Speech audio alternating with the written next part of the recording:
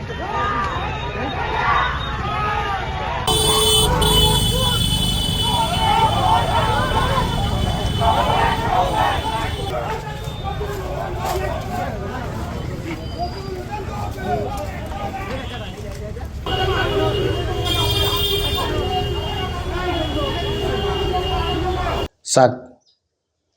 কালি প্ৰায় ৩টামান বজাত ৰূপহী নতুন বজাৰত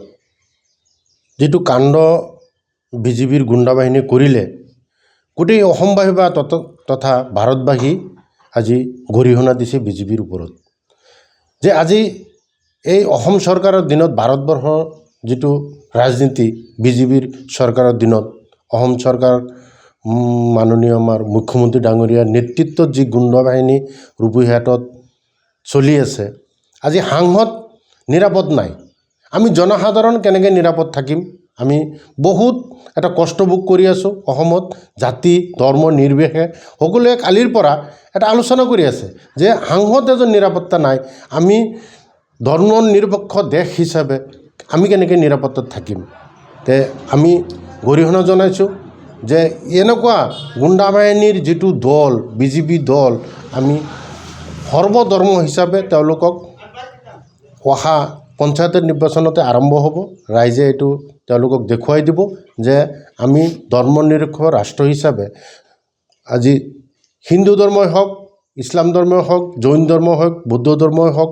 আমাৰ যিমান ধৰ্ম আছে সব মানুহ আমি একেলগে একেমুখে গৰিহণা জনাইছোঁ যে এনেকুৱা অত্যাচাৰী অপশাসন যিটো চৰকাৰে চলাই আছে আজি মূল্যবৃদ্ধি হওক আজি কৰ কাটালৈ হওক আজি সদনত আমি দেখা পাই আছোঁ মুৰ্দাৰ পৰা দৈ ক্ৰীম যিমান যাৱতীয় বস্তু আছে কৰ লগাই দিছে আমি মূল্যবৃদ্ধিত একদম শান্তি পোৱা নাই গেছৰ পৰা আজি যিমান বস্তু কিনি আছে সবৰ পৰাই আমি টেক্স দিব লগা হৈছে আজি আমি দীক্ষাৰ এইকাৰণে জনাইছোঁ এজন সাংসদ নিৰাপত্তা নাই ৰাইজ নিৰাপত্তা নাই আজি পুলিচ প্ৰশাসন আমি জনামতে মাননীয় ৰকিবুল হুছেইন ডাঙৰীয়া সাংসদ তেখেতে এছপিক জনাইছিলে তেওঁ গৰাজনত এটা মিটিং কৰিব আহিব ৰূপহী অচিক জনাইছিলে জনোৱা সত্ত্বেও ৰূপহীত আহি তেওঁ আক্ৰমণৰ বলি হৈছে আজি যদি তেওঁক প্ৰাণনাশ কৰিব পাৰে তেতিয়াহ'লে কংগ্ৰেছ দলৰ বেটি তেওঁলোকে ভাবিছে যে শেষ হৈ যাব এইটো কেতিয়াও নহয় এনেকুৱা ৰকিবুল শত লাখে লাখে জন্ম হৈ আছে ৰকিবুলে এনেকৈ জন্ম দি থৈছে আজি লগতে ৰূপহী হাট সমষ্টিৰ বিধায়ক মাননীয় আমাৰ নুৰুল চাহাব তেখেতে ৰূপহী হাটত যিখিনি বেটি মজবুত কৰিছে গোটেই অসমত তেখেতৰ নেতৃত্ব চলি আছে এনেকুৱা ৰকিবুল হুছেইন বহুত জন্ম দি থৈছে এজন ৰকিবুল হুছেইনক যদি বিজেপি দলে নাইকিয়া কৰি দিয়ে তেতিয়াহ'লে আমাৰ এইটো দুখৰ বিষয় কিন্তু হাজাৰ হাজাৰ লাখে লাখে ৰকিবুল হুছেইন ওলাই আহিব আজি এইখিনি আমাৰ মানে মনৰ আৱেগ আমাৰ ওপৰত আমাৰ এটাই আশা এক আল্লাহ ভগৱানৰ ওপৰত এক আইনৰ ওপৰত এক আমাৰ এই নিৰ্বাচন আমাৰ যিটো পঞ্চায়ত নিৰ্বাচন ৰাইজে উত্তৰ দি দিব এই তিনিজনৰ ওপৰতেই আমাৰ আশা নিৰাশা কৰি আমি বহি আছোঁ কৰ্মী নহয় বুলি বিজেপিয়ে দাবী কৰিছে নাই মিছা কথা এইটো দেখকে বিধানসভা নিৰ্বাচন যিটো উপনিৰ্বাচন হৈছিলে ৰকিবুল হুছেইন ডাঙৰীয়াৰ পুত্ৰ তানজিন হুছেইন থিয় হৈছিলে সেই তাৰ পৰাই এটা উৎপত্তি হৈছে যে সামগ্ৰীত কেনেকৈ ৰকিবুল হুছেইন সোমায় তেওঁৰ ল'ৰা সোমায় এইটো এটা ষড়যন্ত্ৰ কৰি তেওঁলোকে বিজেপিৰ মানুহখিনিয়ে এটা মানে টিম বনাই লৈছে এইটো মানে আণ্ডাৰগ্ৰাউণ্ড আমি দেখকে পাই আছোঁ এইটো হিমন্ত বিশ্ব শৰ্মাৰ টিম তেওঁলোকে টিম অনুযায়ী কেনেকৈ ৰকিবুল হুছেইনক পৰাজয় কৰিব পাৰি কংগ্ৰেছ দলটোক পৰাস্ত কৰিব পাৰি পৰাজয় কৰিব এইটো ষড়যন্ত্ৰ হিচাপে কাম কৰি আছে নাই এতিয়ালৈকে আমি নাম জানিব পৰা নাই কালি ৰাতি যেতিয়া আমি নেকি ৰূপহী থানাত ধৰ্ণাত গৈছিলোঁ গণতান্ত্ৰিকভাৱে সেই ধৰ্ণাত অচি চাহাবে আশ্বস্ত কৰিছে যে যোৱা ৰাতিৰ ভিতৰতে তেওঁলোকে কৰায়ত্ব কৰি এই আসামীখিনিক জেল হাজতত প্ৰেৰণ কৰিব আমি এইটো আশ্বাস লৈ বহি আছোঁ আৰু আজি দিনৰ ১:৩০মান বজাত নগাঁও জিলাত আমাৰ গণতান্ত্ৰিক পদ্ধতিৰে আমাৰ ধৰ্ণা কাৰ্যসূচী চলিব আমি দলে বলে ধৰ্ণা কাৰ্যসূচী যোগদান কৰিম যাতে এই দোষীক কৰায়ত্ব কৰি উপযুক্ত শাস্তি দিয়ে যোৱাকালি ধুবুৰী লোকসভাৰ সাংসদ প্ৰাক্তন মন্ত্ৰী ৰকিবুল হুছেইন ডাঙৰীয়াক ৰূপহী নতুন বজাৰত বিজেপিৰ কিছুমান বেৰুনীয়া গুণ্ডা বাহিনীয়ে শাৰীৰিকভাৱে আক্ৰমণ কৰে, তেখেতৰ প্ৰাণ নাশৰ চেষ্টা চলায়। এই কাৰ্য অতি নিন্দনীয়, গৰ্হিত আৰু গৰিহণাৰ যোগ্য। আমি এনে কাৰ্যক ধিক্কাৰ জনাইছোঁ। বিজেপি দল আৰু সিহঁতৰ চৰকাৰখনে ৰকিবুল হুছেইন ডাঙৰীয়াৰ লগত ৰাজনৈতিকভাৱে বলে নোৱাৰি এতিয়া প্ৰাণ নাশৰ চেষ্টা চলাইছে। আমি যি দেখি আছোঁ, বিগত লোকসভা নিৰ্বাচনৰ পিছৰ পৰাই যেতিয়া ধুবুৰী লোকসভা সমষ্টিত ৰকিবুল হুছেইন ডাঙৰীয়া গোটেই ভাৰতবৰ্ষৰ ভিতৰত ৰেকৰ্ড সংখ্যক ভোটত জয়লাভ কৰিলে, তাৰ পিছৰ পৰাই মুখ্যমন্ত্ৰী ডাঙৰীয়াই, স্বয়ং এজন ৰাজ্যৰ মুখ্যমন্ত্ৰী ডাঙৰীয়াই কেইবাবাৰো তেখেতৰ বেৰুনীয়া গুণ্ডা বাহিনীৰ জৰিয়তে ৰকিবুল হুছেইন ডাঙৰীয়াৰ ওপৰত আক্ৰমণ চলায়। গতিকে আমি যি দেখি আছোঁ, কিছুদিন ধৰি আমি লক্ষ্য কৰি আছোঁ, অসমত আইন শৃংখলা বুলি একো ব্যৱস্থা নাই। মুখ্যমন্ত্ৰী ডাঙৰীয়াৰ অধীনত থকা গৃহ বিভাগ সম্পূৰ্ণ ব্যৰ্থ হৈছে। যোৱাকালি যে ৰূপহীত এনেকুৱা এটা আক্ৰমণ বিজেপিৰ বেৰুনীয়া গুণ্ডা বাহিনীয়ে কৰিব, সেয়া ৰূপহীহাট আৰক্ষী থানাৰ OC আৰু নগাঁও জিলাৰ আৰক্ষী অধীক্ষক ডাঙৰীয়া জনাৰ পিছতো এই কাৰ্য কেনেকৈ হ'ব পাৰিলে? গতিকে তাৰ পৰা আমি অনুমান কৰিছোঁ এয়া সম্পূৰ্ণ চৰকাৰী পৃষ্ঠপোষকতাত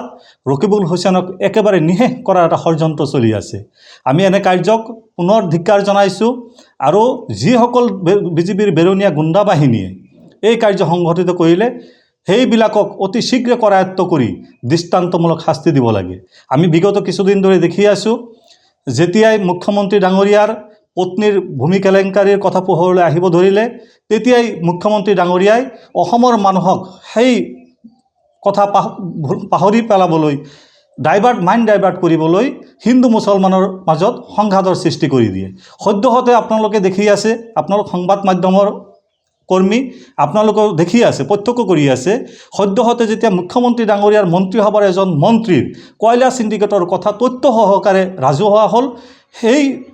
চিণ্ডিকেটৰ কথা পাহৰাবলৈ অসমৰ ৰাইজক মাইণ্ড ডাইভাৰ্ট কৰাবলৈ গৌৰৱ গগৈ ডাঙৰীয়াৰ পত্নীৰ পিছত তেখেত পৰি গ'ল। যেতিয়া মুখ্যমন্ত্ৰী ডাঙৰীয়াৰ পত্নীৰ নাম ভূমি কেলেংকাৰীত জড়িত হয়, তেতিয়া মুখ্যমন্ত্ৰী ডাঙৰীয়াই হিয়া ডাঙৰী কান্দা আৰম্ভ কৰে যে মোৰ পত্নীৰ পিছত কিয় লাগিছা? কিন্তু সেই একেজন মুখ্যমন্ত্ৰীয়ে গৌৰৱ গগৈৰ পত্নীৰ পিছত কেনেকৈ পৰিলে? এয়া মুখ্যমন্ত্ৰীৰ এটা পৰস্পৰ বিৰোধী মন্তব্য। গতিকে মুখ্যমন্ত্ৰী ডাঙৰীয়াৰ গৃহ বিভাগ সম্পূৰ্ণ ব্যৰ্থ হৈছে। আমি আহ্বান জনাইছোঁ মুখ্যমন্ত্ৰী ডাঙৰীয়াই অনতি পলমে ৰাজ্য মুখ্যমন্ত্ৰীৰ আসনৰ পৰা পদত্যাগ কৰিব লাগে, যাতে ৰাজ্যত শান্তি শৃংখলা ৰক্ষা হয়। এটি চৰকাৰ হয় তিনিটা কাৰণত, by the people, of the people, for the people. অসমৰ মুখ্যমন্ত্ৰী হিমন্ত বিশ্ব শৰ্মা ডাঙৰীয়াই ইয়াৰ তিনিওটাৰ এটাও যেতিয়া ৰক্ষা কৰিব পৰা নাই, তেখেতৰ মুখ্যমন্ত্ৰীৰ আসনত থকাৰ কোনো নৈতিক অধিকাৰ নাই। এয়া যোৱাকালিৰ ঘটনাই অকল ৰকিবুল হুছেইন ডাঙৰীয়াৰ ওপৰত আক্ৰমণ নহয়, কংগ্ৰেছ দলৰ ওপৰত আক্ৰমণ নহয়, এয়া ভাৰতীয় গণতন্ত্ৰৰ ওপৰত আক্ৰমণ, ভাৰতীয় সংবিধানৰ ওপৰত আক্ৰমণ। বিজেপি দলে ভাৰতীয় সংবিধানক বৰিৰে গচকি হত্যা কৰিব বিচাৰিছে। গতিকে আমি অসমৰ জনসাধাৰণক আহ্বান জনাইছোঁ, এই বিজেপিৰ এই সংবিধান বিৰোধী, গণতন্ত্ৰ বিৰোধী কাৰ্যকলাপক ভোট নিৰ্বাচনৰ মাধ্যমেৰে প্ৰতিহত কৰিব লাগিব। আৰু অসমৰ ৰাইজৰ লগতে ভাৰতবৰ্ষৰ ৰাইজেও সেয়া আজি বুজি উঠিছে যে ভাৰতবৰ্ষৰ লগতে অসমতো যে আইন শৃংখলা পৰিস্থিতি একেবাৰে নাইকিয়া হৈ পৰিছে, ত্ৰস্তমান হৈ গৈছে প্ৰশাসন, সেই কথা বুজি উঠিছে। আপোনালোকে দেখিব আগন্তুক পঞ্চায়ত নিৰ্বাচন আৰু 2026 চনৰ বিধানসভা নিৰ্বাচনৰ জৰিয়তে অসমৰ ৰাইজে বিজেপিৰ এই অপসংস্কৃতি, কুকাণ্ড, বিভিন্ন অত্যাৱশ্যকীয় সামগ্ৰীৰ চিণ্ডিকেটৰ জৰিয়তে মূল্য বৃদ্ধি কৰি সাধাৰণ জনতাক জুৰুলা কৰা বিজেপিক এশিকনি দিব। আমি ৰূপহীহাটতো আমাৰ জনপ্ৰিয় বিধায়ক নুৰুল হুদা চাহাবৰ নেতৃত্বত কংগ্ৰেছ কৰ্মীসকল খুব সুসংগঠিত হৈ আছে। পঞ্চায়ত নিৰ্বাচনত নুৰুল হুদা ডাঙৰীয়াৰ নেতৃত্বত ৰূপহীহাটত বিপুল ভোটত কংগ্ৰেছ দলে বিজয়, আপোনালোকে প্ৰতিনিধিসকলক বিজয় আপোনালোকে দেখিবলৈ পাব। ৰূপহীহাট সমষ্টিৰ 4টা জিলা পৰিষদৰ লগতে 23টা পঞ্চায়তত বিজেপিয়ে খাটাই খুলিব নোৱাৰে, কাৰণ ৰূপহীহাটত নুৰুল হুদা চাহাবৰ বৰ্তমানৰ ভেটি খুব শক্তিশালী হৈ আছে আৰু তেখেতে দিনে নিশাই দলৰ হৈ কাম কৰি আছে। গতিকে মই অসমৰ জনসাধাৰণক আহ্বান জনাওঁ, এয়া অসমখন হ'ল শংকৰ মাধৱ আজান ফকীৰৰ দেশ, ইয়াত সাম্প্ৰদায়িকতাৰ কোনো প্ৰশ্নই নাহে, ইয়াত সাম্প্ৰদায়িকতাৰ স্থান নাই। আৰু অসমৰ ৰাইজে 26 চনৰ নিৰ্বাচনৰ মাধ্যমেৰে হিমন্ত বিশ্ব শৰ্মা ডাঙৰীয়াক বুজাই দিব যে তোমাৰ সাম্প্ৰদায়িক ৰাজনীতি অসমত আৰু নচলে, তোমাৰ দিন শেষ হৈ গ'ল।